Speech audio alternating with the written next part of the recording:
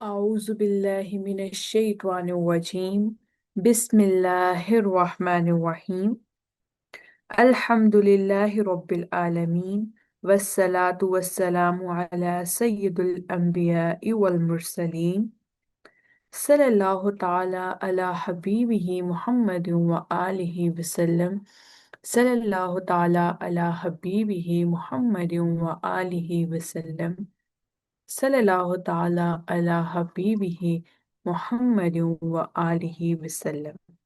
अस्सलामु अलैकुम व रहमतुल्लाहि व बरकातुहू। उम्मीद है आप सब खैरियत से होंगे। अल्हम्दुलिल्लाह, एक बार फिर अल्लाह ताला ने हमें हफ्ते की इस बाबरकत महफिल में जमा फरमाया, जहां हमारी सबसे बड़ी सआदत यह है कि हम अपने आका व मौला हज़रत मोहम्मद मुस्तफ़ा सल्लल्लाहु अलैहि व आलिहि वसल्लम की सीरत तैयबा के नूर से अपने दिलों और ज़िंदगियों को मुनव्वर करने के लिए हाजिर हैं। ये अल्लाह ताला का बहुत बड़ा फजल है कि इंसान की ज़िंदगी में ऐसे लम्हात भी आए जो सिर्फ रसूल करीम सल्लल्लाहु अलैहि वसल्लम के ज़िक्र, आप सल्लल्लाहु अलैहि वसल्लम की सीरत के मुताले और आप सल्लल्लाहु अलैहि वसल्लम की मुबारक निस्बत को समझने के लिए वक्फ हों। क्योंकि सीरत तैयबा सिर्फ तारीख का बयान नहीं बल्कि एक जिंदा रहनुमाई है, और जब बंदा इखलास के साथ इस सीरत का मुताला करता है तो अल्लाह ताला उसके दिल को ईमान की रोशनी, मोहम्मद रसूलुल्लाह सल्लल्लाहु अलैहि वसल्लम की मोहब्बत और मार्फत की दौलत से नवाज देते हैं। आज का हमारा मौजू है हुजूर नबी करीम सल्लल्लाहु अलैहि वसल्लम की हयात तैयबा और मुशाहिदा। सीरत तैयबा का मुताला हमें ये सिखाता है कि हुजूर नबी करीम सल्लल्लाहु अलैहि वसल्लम की मुबारक जिंदगी का हर लम्हा इंसानियत के लिए हिदायत, रहमत और कमाल इखलाक का नमूना है। और जब बंदा मोहब्बत, अदब और अतात के साथ इस सीरत को अपनी जिंदगी में अपनाने की कोशिश करता है तो अल्लाह ताला उसके दिल में रूहानी बसीरत पैदा फरमाते हैं, जिससे ईमान ताज़ा होता है और कुर्ब इलाही का सफ़र आसान लगता है। इंशाल्लाह आज की क्लास में हम सीरत तैयबा के इन्हीं ईमान अफरोज पहलू और मुशाहिदे से मुतल्लिक रूहानी हक़ाइक़ को समझने की कोशिश करेंगे, ताकि हमारा ताल्लुक हुजूर नबी करीम सल्लल्लाहु अलैहि वसल्लम से पहले से ज़्यादा मजबूत, ज़्यादा गहरा और मोहब्बत और अदब से भरपूर हो जाए। आइए दुनिया की तमाम मसरूफियात को एक तरफ रखकर अदब, मोहब्बत और यकसुई के साथ इसी बाबरकत क्लास का आगाज करते हैं और अल्लाह ताला से दुआ करते हैं कि वो हमें हुजूर नबी करीम सल्लल्लाहु अलैहि वसल्लम की सीरत को सही मायनों में समझने, उस पर अमल करने और उसकी बरकतों का मुशाहिदा नसीब फरमाए, और हमारे दिलों को हमेशा हमेशा अपने महबूब हुजूर नबी करीम सल्लल्लाहु अलैहि वसल्लम की मोहब्बत और अदब से आबाद रखें। आमीन या रब्बुल आलमीन। हुजूर नबी करीम सल्लल्लाहु अलैहि वसल्लम की हयात तैयबा और मुशाहिदा। कुरान पाक में इरशाद है, मैं और फरिश्ते हुजूर सल्लल्लाहु अलैहि वसल्लम पर दुरूद भेजते हैं। ए ईमान वालो, तुम भी रसूलुल्लाह सल्लल्लाहु अलैहि वसल्लम पर दुरूद सलाम भेजो। रसूलुल्लाह सल्लल्लाहु अलैहि वसल्लम का इरशाद है, अल्लाह ताला फरमाते हैं, मैं छुपा हुआ खजाना था। मैंने मखलूक को मोहब्बत के साथ इसलिए तख्लीक किया ताकि मखलूक मुझे पहचाने। पहचानने के इस प्रोग्राम में बुनियादी बात यह है कि अल्लाह ताला बहैसियत खालिक मखलूक से ये चाहते हैं कि वो अल्लाह को जान लें और पहचान लें। ये उस वक्त मुमकिन है जब मखलूक खुद अपने आप को पहचानती हो। फरिश्ते, जिन्नात और आदम सब अल्लाह की तख्लीक हैं। हजरत आदम अलैहिस्सलाम ने जन्नत से उतरकर खालिक और मखलूक के दरमियान मख्फी रिश्ते को जाहिर किया। कुरान पाक में इरशाद है, اے رب، ہم نے اپنے اوپر ظلم کیا اور آپ سے معافی کے خواستگار ہیں۔ اگر آپ نے ہمیں معاف نہ کیا تو ہمارے لیے خسارے کے علاوہ کچھ شے نہیں ہے۔ اس آیت پر غور کرنے سے یہ ثابت ہوتا ہے کہ حضرت آدم علیہ السلام نے اللہ تعالیٰ کے ساتھ ربوبیت اور بندگی کا رشتہ قائم کیا اور مخلوق کی حیثیت سے عاجزی و انکساری کا اظہار فرمایا۔ نسل آدم کو اس رشتے کی یاد دہانی کے لیے پیغمبروں کی آمد کا سلسلہ قائم ہو۔ ان میں ایک نمایاں نام حضرت ابراہیم علیہ السلام کا ہے، جن کے بیٹوں حضرت اسماعیل علیہ السلام اور حضرت اسحاق علیہ السلام کی اولاد میں سے حضرت موسیٰ علیہ السلام، حضرت داؤد علیہ السلام، حضرت سلیمان علیہ السلام اور تقریباً 25 پیغمبروں کا تذکرہ ملتا ہے۔ حضرت اسماعیل علیہ السلام کی اولاد میں سیدنا حضور علیہ السلام ہیں، جو آخری نبی ہیں۔ ان پیغمبروں کی تعلیمات پر غور کیا جائے تو ایک ہی بات کا تسلسل ہے کہ اللہ ایک ہے، اللہ خالق اور ہم مخلوق ہیں۔ اللہ بے نیاز ہے اور باقی ہر شے اللہ کی محتاج ہے۔ تمام انبیاء نے ایک ہی بات کہی کہ کائنات کے دو رخ ہیں، ایک رخ کا نام خالق اور دوسرے رخ کا نام مخلوق ہے۔ خالق اسے کہتے ہیں جو مخلوق کو پیدا کر کے اس کے لیے وسائل فراہم کرتا ہے اور مخلوق کی خبرگیری کر کے اسے تحفظ فراہم کرتا ہے۔ مخلوق اسے کہتے ہیں جو زندگی کے ہر شعبے میں خالق کی محتاج ہوتی ہے، مثلاً روشنی، ہوا، پانی، خوراک اور لباس وغیرہ۔ اللہ تعالیٰ ان تمام ضروریات کو لاکھوں کروڑوں سال سے پوری کر رہے ہیں، اور جیسے جیسے آبادی میں اضافے کے ساتھ ساتھ ضروریات بڑھ رہی ہیں، اللہ تعالیٰ نئے وسائل پیدا کر رہے ہیں۔ ابتدا میں ایندھن کے لیے لکڑی استعمال ہوتی تھی۔ آبادی میں اضافہ ہوا اور ایندھن کی زیادہ استعمال سے جنگلات ایندھن کے طور پر ناکافی ہونا شروع ہو گئے تو مٹی کا تیل دریافت ہوا۔ کوئلہ بطور ایندھن استعمال ہوا، پھر یہ بھی ناکافی ہوا تو قدرتی گیس دریافت ہو گئی۔ اسی طرح اللہ تعالیٰ نے پیٹرول نکال دیا، متبادل ذریعے کے طور پر بجلی دریافت ہوئی۔ ایک ضرورت کی تکمیل کے لیے اللہ تعالیٰ نے کئی متبادل وسائل فراہم کر دیے۔ اسی طرح مخلوق کو جب بھی کوئی ضرورت پیش آئے تو اللہ تعالیٰ نے نئے وسائل فراہم کیے ہیں۔ یہ اللہ تعالیٰ کی شان ہے کہ وہ مخلوق کی احتیاج نہیں رکھتا اور اپنی ذات میں قادر و مطلق ہے اور مخلوق کی ہر ضرورت پوری کرتا ہے۔ مخلوق سراپا ذی احتیاج ہے اور اس کا ہر قدم اس بات کا پابند ہے کہ خالق کے ساتھ اس کی احتیاج برقرار رہے۔ مخلوق چاہے اسے تسلیم کرے یا نہ کرے، اس سے کوئی فرق نہیں پڑتا۔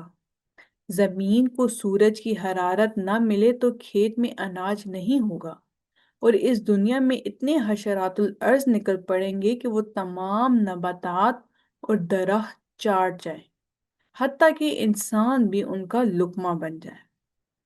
چاند نہ نکلے تو پھل اور اناج میں مٹھاس نہیں ہوگی، اور ہر چیز اتنی کڑوی ہو جائے گی کہ انسان اسے کھانے کے لیے زبان پر رکھ ہی نہ سکے۔ اللہ تعالیٰ نے زمین اور پہاڑوں میں پانی کے چشمے جاری کر دیے۔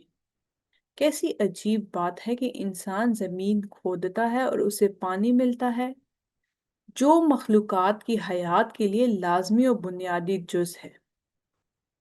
اب اگر پانی نہ ہو تو حیات ختم ہو جائے۔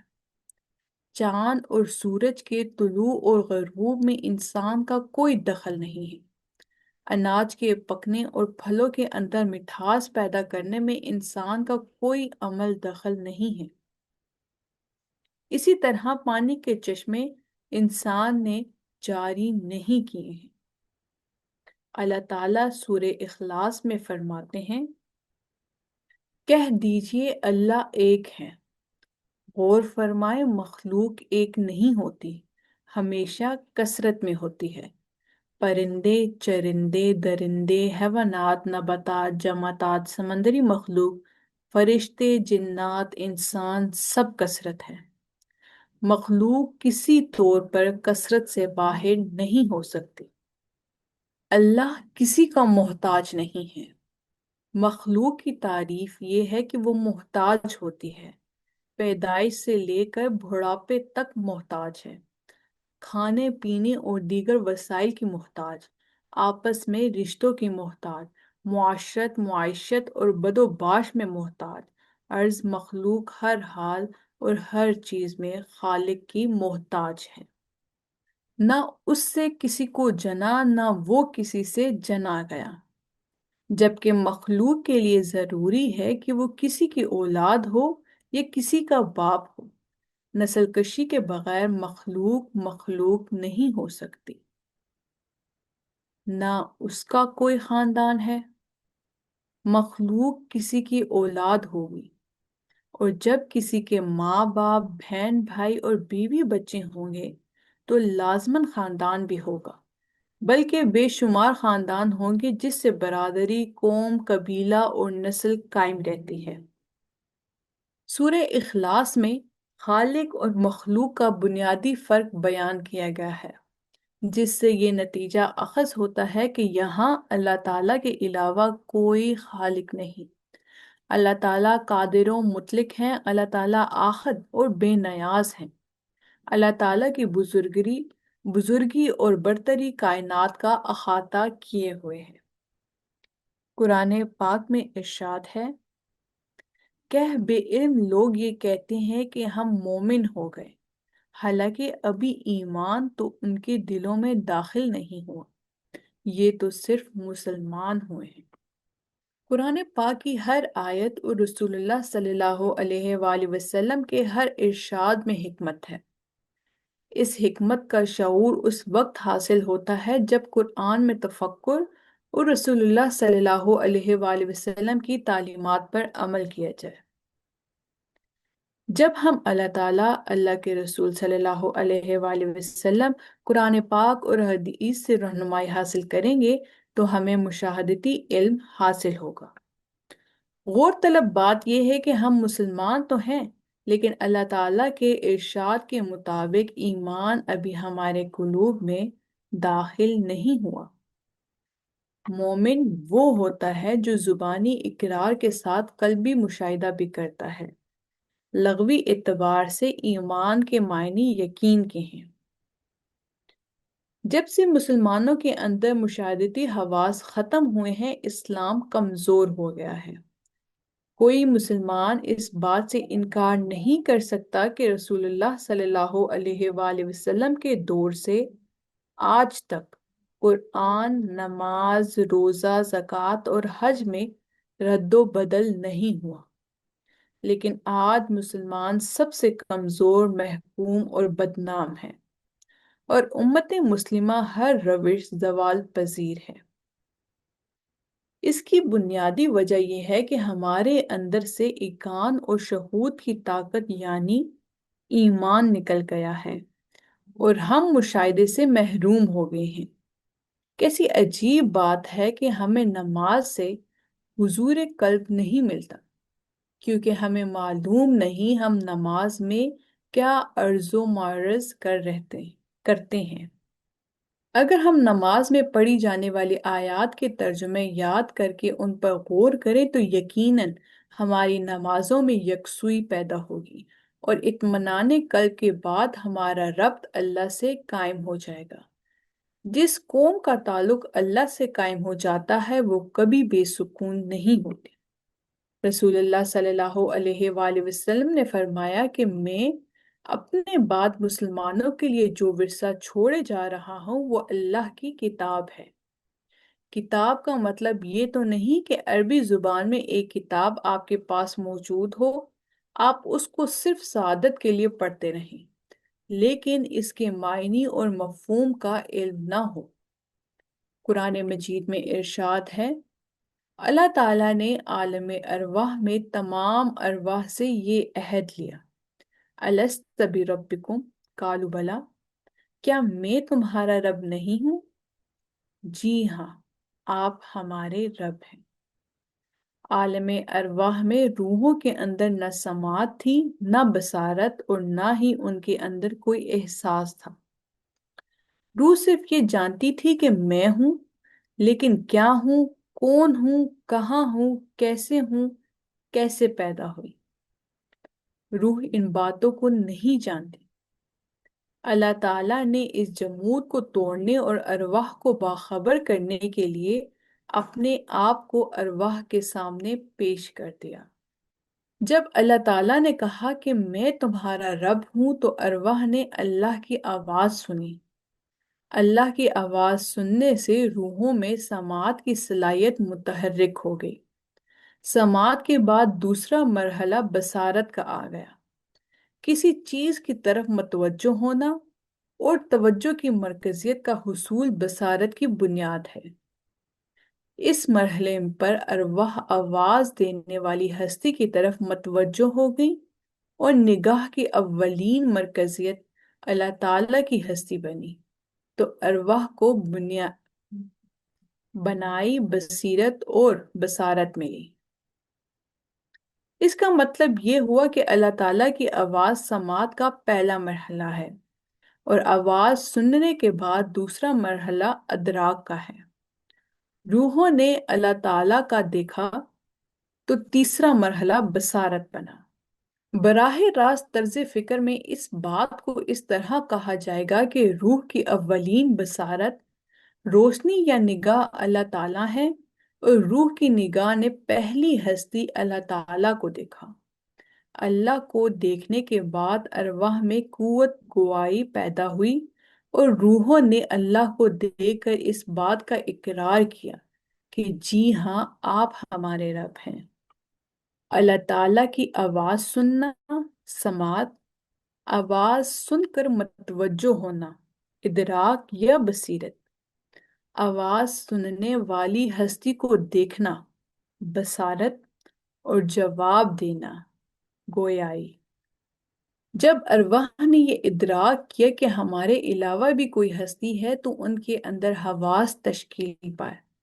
अल्लाह को देखने के बाद रूह ने इस बात का इदराक किया कि मेरे अलावा भी कोई है, और मैं मखलूक हूँ, और मेरा पैदा करने वाला खालिक अकबर अल्लाह ताला है। हर रूह की पहली समात अल्लाह की आवाज़, पहली बसीरत अल्लाह के फ़हम, पहली निगाह अल्लाह की बसारत, और अव्वलीन कलाम अल्लाह को देखने के बाद उसकी रबूबियत का इकरार है। अल्लाह ताला फरमाते हैं कि तुम मेरी समात से सुनते हो, मेरी बसारत से देखते हो, मेरे फवाइद से सोचते हो, और मेरी कुव्वत गवाही से बोलते हो। अगर हम यूं अज़ल में अल्लाह की आवाज़ ना सुनते, तो हमारे अंदर समात पैदा ना होती, और अल्लाह को ना देखते, तो मखलूक़ात को बसारत और निगाह ना मिलती, सब अंधे होते। अल्लाह की रबूबियत का इकरार ना करते, तो हमारे अंदर कुव्वत गोयाई ना होती, मखलूक अक्लो फ़हम व हवास इससे बेगाना होती। अल्लाह की कुदरत के मनाज़िर, ज़मीन, आसमान, चाँद, सूरज, सितारे, ये सब कुछ हम इसलिए देख रहे हैं क्योंकि रूह की आँख अल्लाह को देख चुकी है। रसूलुल्लाह सल्लल्लाहु अलैहि वसल्लम की यही तालीमात इनके इल्म के वारिस औलिया अल्लाह को मुंतकिल होती हैं। मखलूक दो तरह तख्लीक हुई। अव्वल आलम अरवाह में, जहाँ अरवाह ने अल्लाह की आवाज़ सुनकर और अल्लाह को देखकर अल्लाह की रबूबियत का इकरार किया। लेकिन अल्लाह के निज़ाम के तहत अभी मखलूक ने वो रूप इख्तियार नहीं किया जहाँ मखलूक खालिक को कबूल करे या ना करे। आलम अरवाह में तो अल्लाह को सामने देखने के बाद कौन इनकार कर सकता है। जहाँ इख्तियार ज़ेरे बहस नहीं आता, लिहाजा आलम अरवाह के बाद मखलूक आलम नासूत में आई। यहाँ आलम دنیا میں روح نے ایک اور جسم بنایا جسے ہم مادی جسم کہتے ہیں۔ مادی جسم میں روح نے یوم ازل کی کیفیت کو دہرایا۔ کچھ دوست سوال کرتے ہیں کہ اختیار کہاں سے آیا؟ عرض ہے اللہ تعالیٰ نے روز ازل سے یہ اختیار دے دیا تھا، کیا میں تمہارا رب نہیں ہوں؟ اس کا مطلب یہ ہوا کہ اللہ تعالیٰ نے روز اول میں اقرار یا انکار کا اختیار دے دیا، چاہے قبول کرے چاہے قبول نہ کرو۔ اس اختیار کے استعمال کے لیے روح کی یہ ڈیوٹی لگی کہ روح ایک اور جسم بنائے اور اس جسمانی وجود اور اپنے درمیان پردہ رکھے، ایسا پردہ جو کوشش اور جد و جہد کے بغیر نہ اٹھے۔ مخلوق کے مشاہدے کے لیے اللہ تعالیٰ نے پیغمبروں کا ایک سلسلہ قائم کیا۔ تمام پیغمبروں نے آخری پیغمبر رسول اللہ صلی اللہ علیہ وآلہ وسلم کو متعارف کروایا اور سب سے آخر میں رسول اللہ صلی اللہ علیہ وآلہ وسلم تشریف لائے۔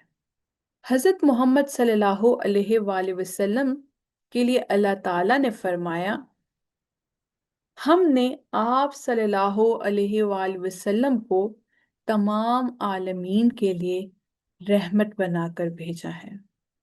حوالہ جات: کتاب اللہ کے محبوب از شیخ حضرت خواجہ شمس الدین عظیمی رحمت اللہ علیہ۔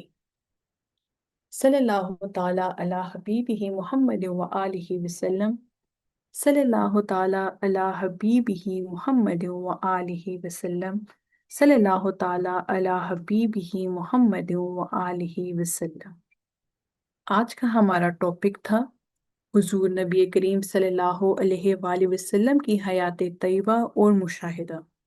آپ سب بہن بھائیوں سے درخواست ہے، آپ کو جو بھی سمجھ آئے، کوئی پوائنٹس کچھ بھی آپ شیئر کرنا چاہ رہے ہیں، آپ ضرور اپنا حاصل تفکر شیئر کریں۔ جی فیاض بھائی۔ جی السلام علیکم۔ وعلیکم السلام۔ اعوذ باللہ من الشیطان الرجیم، بسم اللہ الرحمن الرحیم۔ سورہ فاتحہ میں ہم پڑھتے ہیں اہدنا الصراط المستقیم صراط الذین انعمت علیہم۔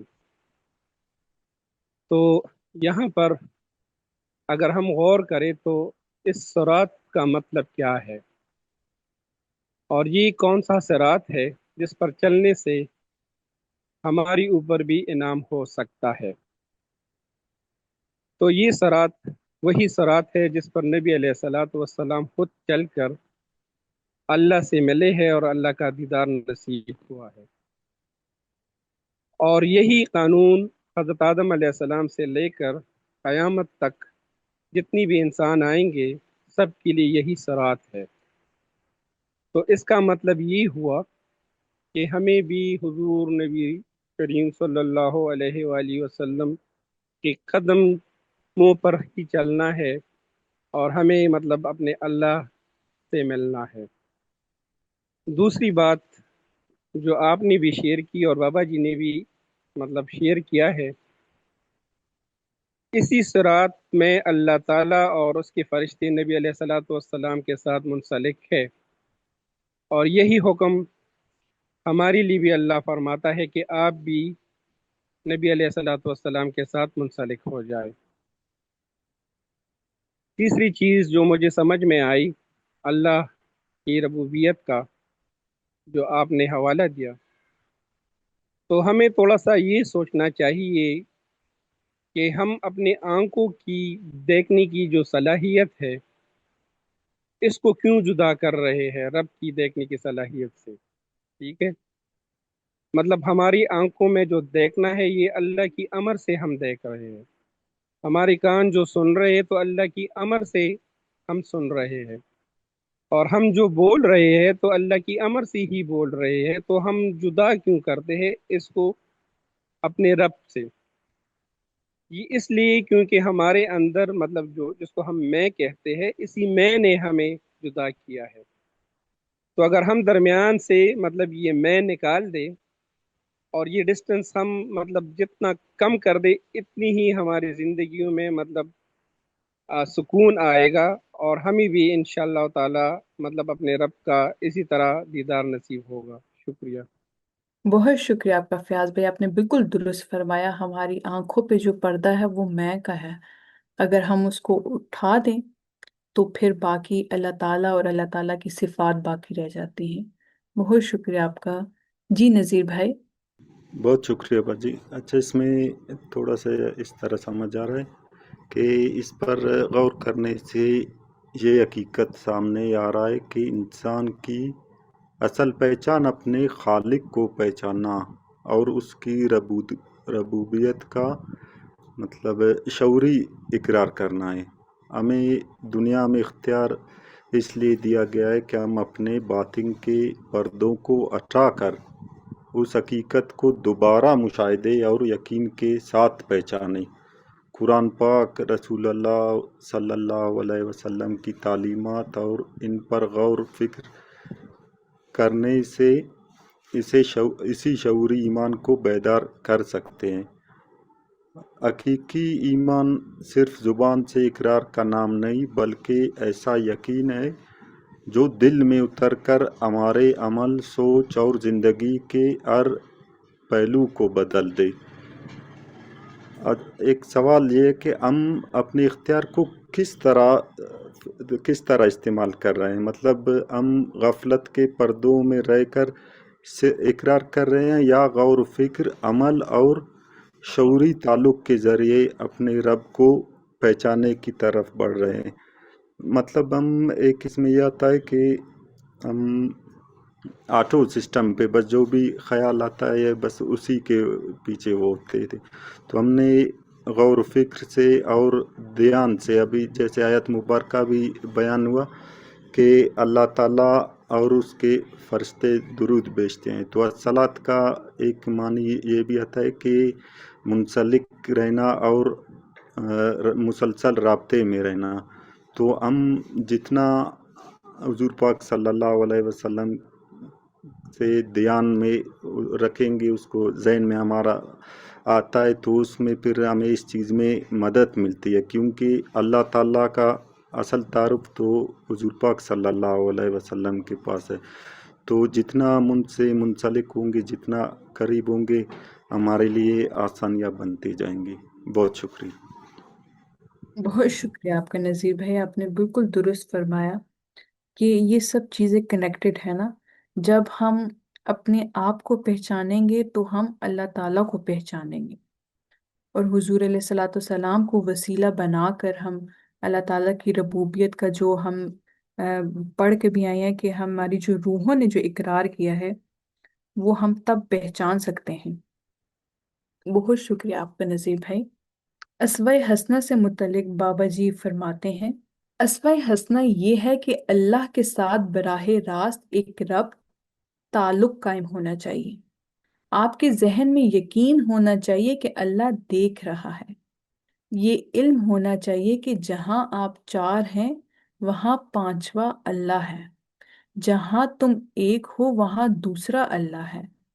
आपकी यकीन में ये बात रासिख होनी चाहिए कि अल्लाह आपकी रगे जान से ज्यादा करीब है। जो आप करते हैं वो अल्लाह जानता है, जो आप छुपाते हैं वो अल्लाह देखता है। ये सब कुरान है। अल्लाह ताला फरमाते हैं, मैं तुम्हारे अंदर हूं, तुम मुझे देखते क्यों नहीं हो।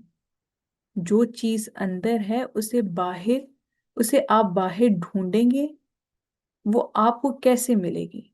आपके पास एक बहुत कीमती घड़ी है, आप उसे कमरे में संदूकों के अंदर बंद कर दें, आप सारे मोहल्ले में ढूंढते फिरें, घड़ी मिलेगी आपको। क्यों नहीं मिलेगी? जिस जगह घड़ी मौजूद है वो आप वहां तलाश नहीं कर रहे। अल्लाह ताला कहाँ है? तर्जुमा, मैं तुम्हारे अंदर हूं, तुम मुझे देखते क्यों नहीं हो। मुझे देखो मैं तुम्हारे अंदर हूं, मुझे देखो मैं तुम्हारे रगे जान से ज्यादा करीब हूं। अल्लाह ताला ने हर चीज का अहाता किया हुआ है। अल्लाह सब कुछ जानता है, अलीम है, खबीर है, कदीर है, कादिर मुतलिक है। जिसको चाहे पैदा करे, जिसको चाहे मार दे, जिसको चाहे बादशाह कर दे, जिसको चाहे फकीर कर दे। یہ اسوائے حسنہ ہے۔ رسول اللہ صلی اللہ علیہ وآلہ وسلم بدر میں تشریف لے گئے، 313 بندے ساتھ تھے، ہتھیار بھی نہیں تھے، ٹوٹی پھوٹی تلواریں تھیں اور گھوڑے بھی 2 تھے۔ وہاں جا کر دعا کی، اے اللہ، جو میں لا سکتا تھا لے آیا ہوں، اب مجھے تیری مدد کی ضرورت ہے۔ 1000 فرشتے نازل ہو گئے۔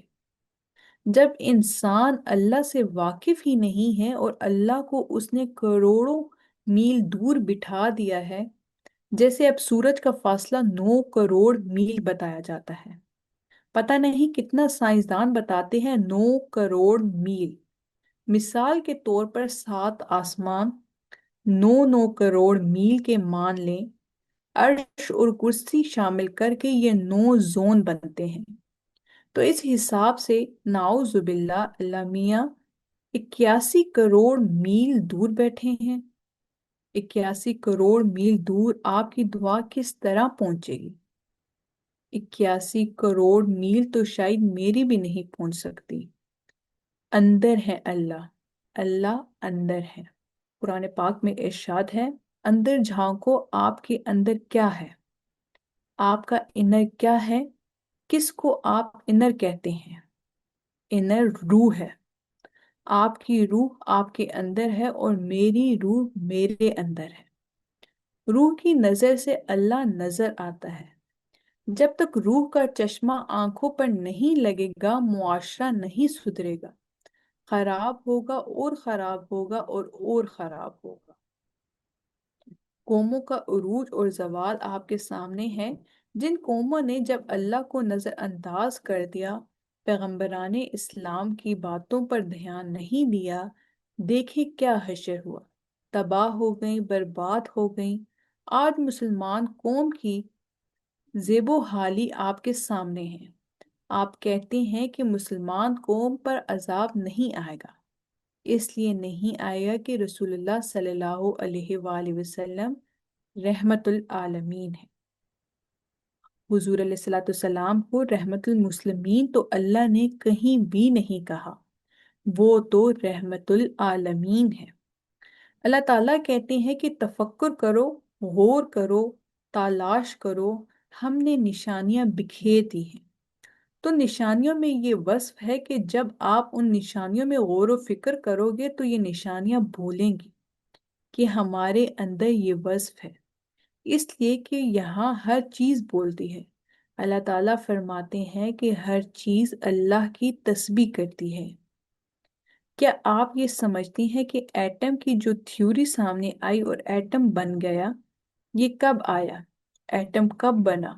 کس طرح بنا؟ دماغ میں خیال آیا کہ میرے اندر اتنی انرجی ہے، اتنی طاقت ہے کہ اگر کسی طرح مجھے استسخر کر لیں تو میں 1 منٹ میں لاکھوں جانیں ضائع کر سکتا ہوں۔ خیال آنے کا کیا مطلب ہے؟ اب میں آپ سے بولتا ہوں، میں کس طرح بولتا ہوں؟ اگر میری آواز آپ کے کانوں میں جا کے آپ کے دماغ سے ٹکرائی اور اس کا مفہوم نہ دے تو آپ میری بات سمجھیں گے؟ اس کا مطلب یہ ہے کہ جب آپ میری کوئی آواز سنتے ہیں تو میں آپ کے دماغ کے اندر گھس کر بول رہا ہوں۔ خیالات کا ایک نظام ہے، اللہ تعالیٰ کا خیال ہے سب، اللہ تعالیٰ کا انتقال خیال ہے سب، اور انتقال خیال کا مطلب ہے ہر چیز بول رہی ہے۔ آدمی بھی بول رہا ہے، بکری بھی بول رہی ہے، ہاتھی بھی بول رہی ہے، جڑی بوٹیاں بھی بول رہی ہیں۔ سورہ لقمان کو جب حکمت دی گئی تو جڑی بوٹیاں بول تھی کہ میرے اندر یہ وصف ہے، میرے اندر یہ وصف ہے، میرے اندر یہ وصف ہے۔ آج جتنی سائنس کی ایجادات ہیں، جس چیز میں بھی ایجاد ہو رہی ہے، آپ یہ کہتے ہیں کہ سائنسدان کو خیال آیا، اس خیال کی اس نے پیروری کی، اس لیے وہ ایجاد ہوئی۔ آپ یہ کیوں نہیں کہتے یہ جو چیز ایجاد ہونے والی ہے وہ خود کہہ رہی ہے کہ میرے اندر یہ خصوصیت ہے؟ اگر تم نے میرے اندر تفکر کیا، غور کیا، تو میرا جب مظہر بنے گا تو میرے اندر یہ صلاحیت ہوگی۔ ہر چیز اللہ کی تسبیح بیان کر رہی ہے، ہر چیز بڑھ رہی ہے، ہر چیز پیدا ہو رہی ہے اور پیدا ہو کر بڑھ رہی ہے، ہر چیز گھٹ رہی ہے، ہر چیز مر رہی ہے، ہر چیز جوان ہو رہی ہے۔ کیا بھینس بوڑھی نہیں ہوتی؟ انسان ہی بوڑھا ہوتا ہے؟ کیا درخت بوڑھا نہیں ہوتا؟ کیا بکری بوڑھی نہیں ہوتی؟ ایک ہی نظام ہے، لیکن اس نظام میں فعال رکن جو ہیں وہ انسان ہیں۔ ہر چیز اس کے لیے مسخر ہے۔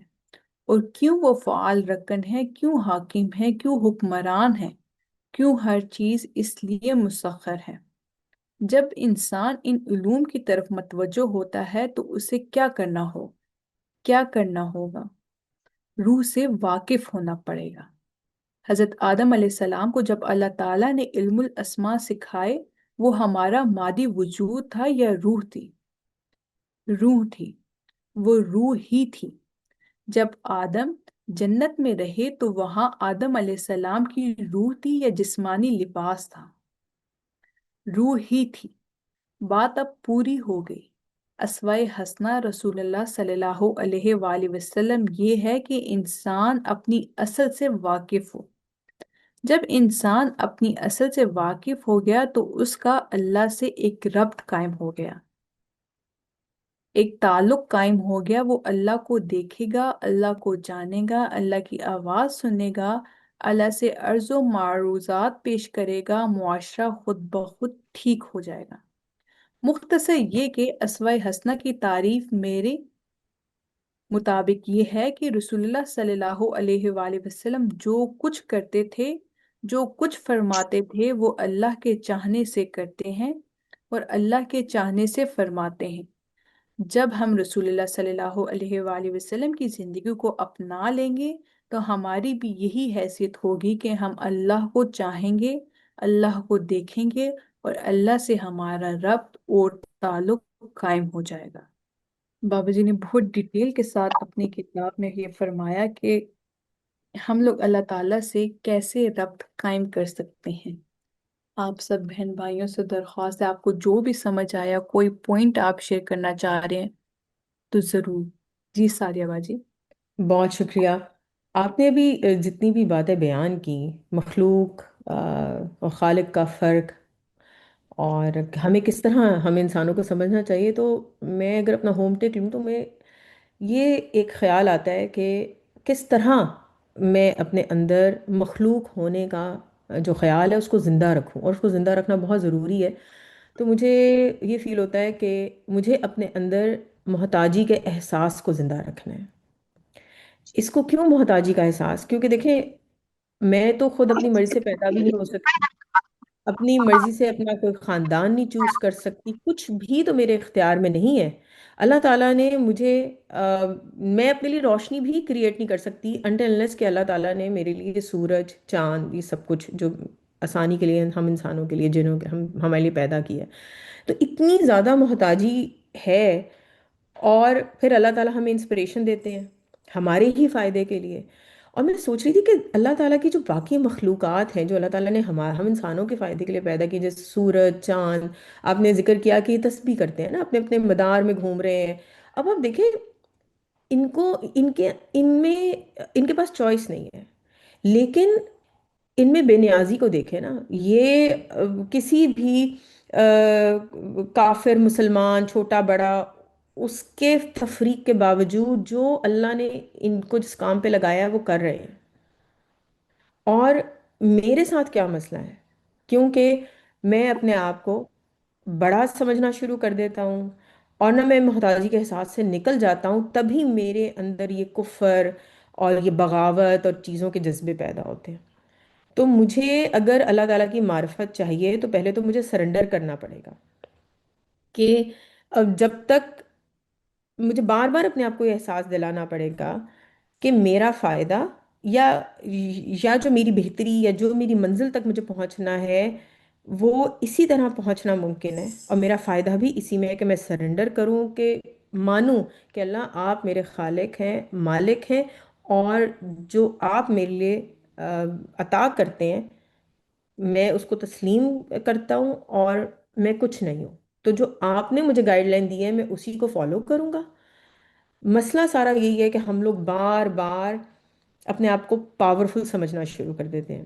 اور یہ چھوٹی چھوٹی باتوں میں بھی آتا ہے نا. دیکھیں انسانوں کے ساتھ جو ہمارے تعلقات ہیں، جانوروں اور باقی مخلوقات کو تو چلے چھوڑ ہی دیں، انسانوں کے ساتھ بھی بات کرتے ہوئے ہلکا سا خیال بھی جو ہوتا ہے نا، ہم اس کو بھی اویل کر جاتے ہیں کہ اچھا اس کو میں اس طرح بولوں گا نا تو اس طرح اس پہ میرا روب آئے گا، اس کو میں اس طرح بولوں تو اس کی بےزتی ہو جائے گی، یہ نیچا دیکھ لے گا. اور ہمیں آپ محسوس کریں، ہم لوگ اکثر ان سے گزر، اس کو ہمیں کتنی پاور محسوس ہوتی ہے کہ وہ اندر ہی اندر ہم کتنے خوش ہو رہے ہوتے ہیں نا، اور دیکھا جائے اس کو کیسے ٹھیک کیا.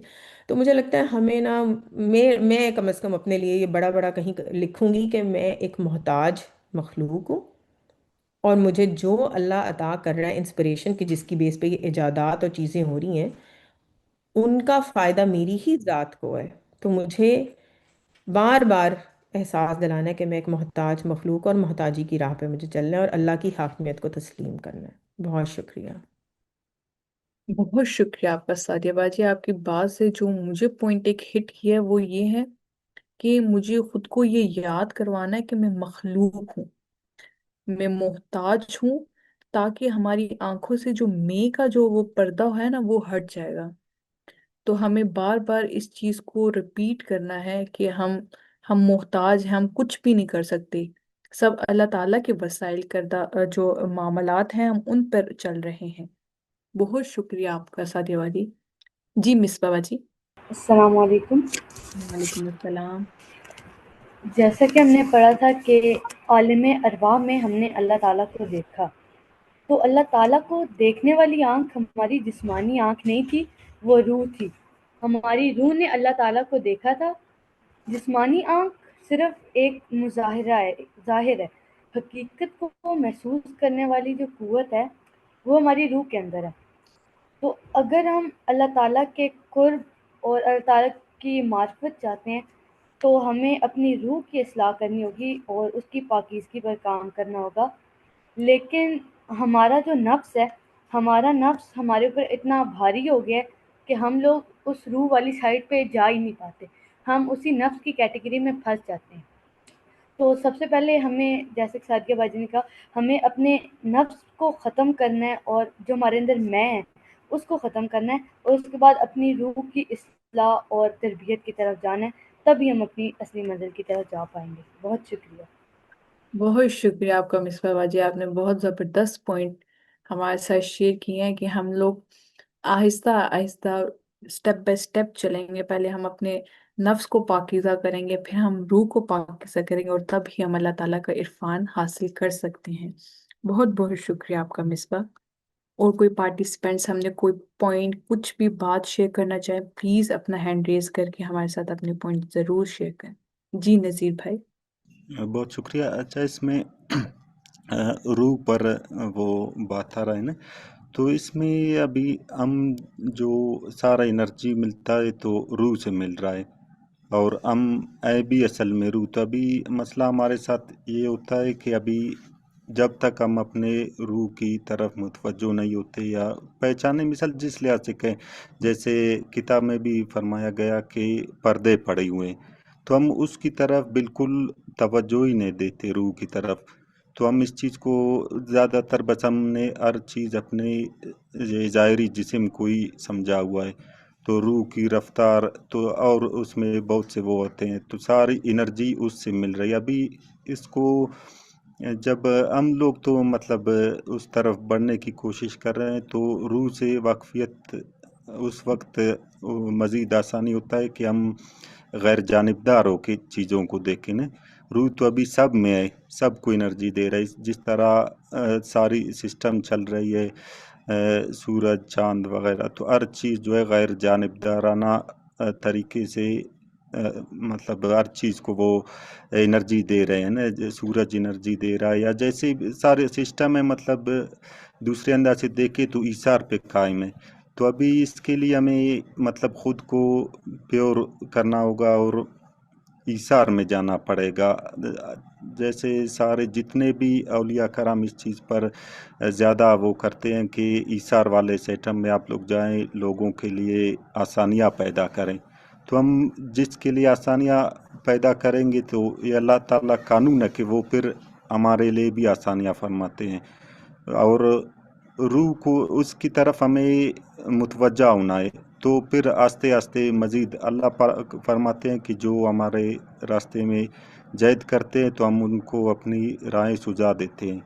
तो हमें इस तरफ ध्यान, जिस चीज़ की तरफ मुतवज्जे होंगे तो उस रास्ते खुलते हैं। मगर इसमें ये चीज़ आता है मुसलसल, तो हम लोग जो है हुज़ूर पाक सल्लल्लाहु अलैहि वसल्लम की हदीस मुबारक है कि मुझे वो अमल पसंद है जो कम हो मगर मुसलसल हो, वो उनको पसंद है। ऐसा नहीं कि हम एक दो दिन ज़्यादा तवज्जो दे फिर भूल जाए, कम हुए मिसाल वो रूटीन के हिसाब से, रोज़ाना के हिसाब से हुए तो हमारे लिए आसानी हो सकती है। बहुत शुक्रिया। बहुत शुक्रिया आपका नज़ीर भाई, आपने बहुत खूबसूरत अंदाज में एक्सप्लेन किया।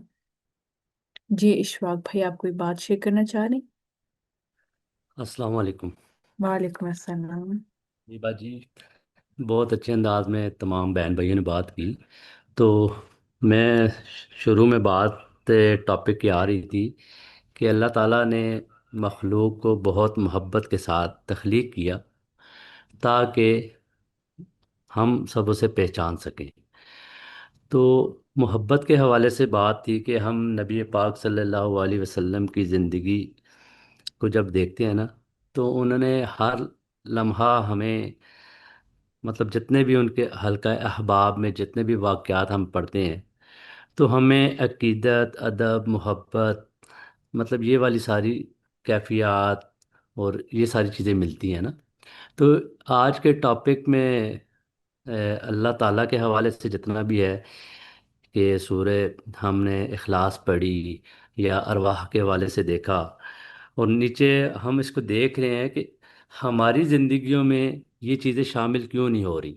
हम लम्हा हर लम्हा नबी पाक सल्लल्लाहु अलैहि वसल्लम के साथ मुत्तसिल हो रहे हैं, कुरान पाक भी पढ़ते हैं, ठीक है, तो अपनी डेली लाइफ गुजारते हैं, लेकिन उसके बावजूद हमारी ज़िंदगियों में बेसुकूनी, माशरती तौर पे, या हम अपने हवास की बात करते हैं कि जहनी तौर पे डिस्टर्ब रहते हैं।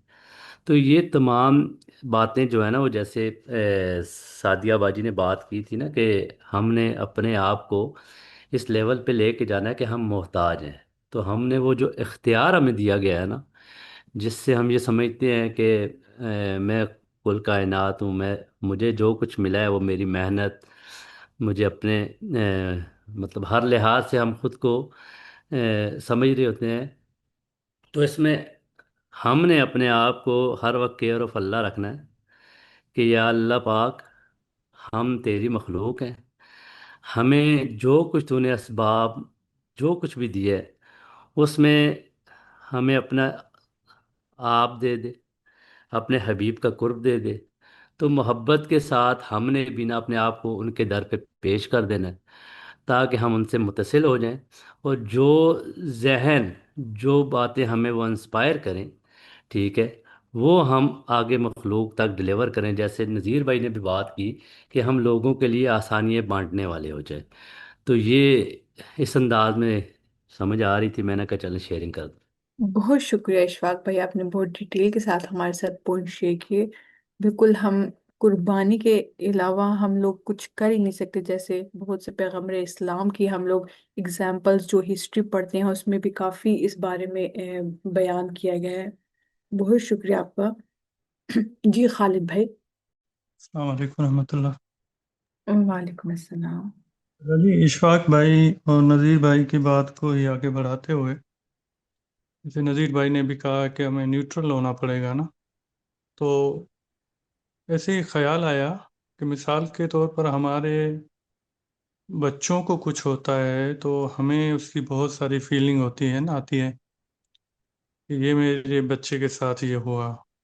वही चीज़ अगर किसी और के बच्चे के साथ होती है तो वो हमें क्यों फील नहीं होता? क्योंकि हम ज़्यादातर वजूद में रहते हैं और हमारे जो बच्चे हैं वो हमारे खून से पैदा होते हैं, तो हमारे अंदर, हमारे दिल में उनकी फीलिंग वजूद के पर्सपेक्टिव में ज़्यादा क्लोज महसूस होती है। अब इसको اس انداز سے بھی کر سکتے ہیں، جیسے نذیر بھائی نے کہا یا اشفاق بھائی نے کہا کہ ہم نے روح کی لیول پہ جا کے اٹیچ ہونا ہے نا، نیوٹرل ہونا ہے. تو اگر میں اپنے آپ کو دیکھوں تو میں سب سے پہلے انسان ہوں، پھر مسلمان ہوں، پھر پاکستانی ہوں، پھر اور آگے چلا جاؤں تو سندھی یا پنجابی ہوں. تو میں کس اسٹیٹ میں رہتا ہوں، یہ ہے نا وہ ڈیفائن کرتا ہے کہ اس وقت میری کیفیات کیا ہیں. سملرلی میں وجود ہوں یا نفس ہوں یا روح ہوں. تو روح کی لیول پہ اگر ہم چلے جائیں تو اللہ پاک فرماتے ہیں نہ نفخت فیہ من روحی، میں نے اپنی روح سے روح ڈالی. تو بینگ اے انڈیویجول ہم سب آدم ہیں نا، اور ہماری جو روح ہے وہ بیسیکلی اللہ کی روح سے ہے، تو ہم تو ایک ہی ہیں. تو جب ہم اپنے آپ کو اس لیول تک لے جائیں گے تو ہمیں ایک یعنی کثرت محسوس نہیں ہوگی بلکہ وحدت محسوس ہوگی، نیوٹرلٹی پھر آئے گی ہمارے اندر. تو اس کی پریکٹس کرنی ہے، اصل میں وہ شعور میں رہنا ہے. ہم آٹو پہ لگے ہوتے ہیں اور ہم ہوش میں رہتے نہیں ہیں. سارا دن اپنے آپ سے ہم جو باتیں کرتے ہیں ان باتوں میں یا تو ہم پچھلا کوئی چیز یاد کر کے تو اس کو دہرا رہے ہوتے ہیں دلی دل میں، یا ہم کسی فیوچر کی پلاننگ کر رہے ہوتے ہیں، یا فیوچر کو ہی سامنے رکھتے ہوئے کسی سے بات کر رہے ہوتے ہیں اپنے ہی اندر میں، اپنے ہی نفس کے اندر. تو ہمیں پریکٹس یہ کرنی ہے کہ ہم حال میں رہیں، فیوچر میں رہیں، اور یہ دیکھیں کہ میں ہوں کون، میری اصل کیا ہے، کہاں سے میں آیا ہوں، یہاں پہ میں کیوں ہوں، اور یہاں پہ مجھے کیا کر کے جانا ہے، تو کہاں جانا ہے. بس اس چیز پہ انشاءاللہ اللہ اور اس کے حبیب علیہ الصلوۃ والسلام کے کرم سے یہ ہمیں انشاءاللہ نیوٹرلٹی قلندر شعور انشاءاللہ نصیب ہوگا. بہت شکریہ. السلام علیکم. آمین آمین. بہت شکریہ آپ کا خالد بھائی، اپنے بڑے زبردست پوائنٹ ہمارے ساتھ شیئر کیے ہیں کہ ہم نے نیوٹرل لینا ہے، کیئر آف اللہ کرنا ہے، اور ہم نے حال میں رہنا ہے. اور یہ جو ہم آٹو پہ لگے ہیں اس سے نکلنے کی کوشش کرنی ہے. کم از کم ہم دن میں کوئی ایک ایسا کام ضرور کریں جو ہم پورے اپنے ہوش و حواس میں کریں. بہت شکریہ آپ کا خالد بھائی. آپ سب بہن بھائیوں کا بہت بہت شکریہ پارٹیسپیٹ کرنے کا. انشاءاللہ ہم نیکسٹ ویک نیکسٹ ٹاپک کے ساتھ آپ سب سے ملیں گے. تب تک کے لیے اللہ حافظ.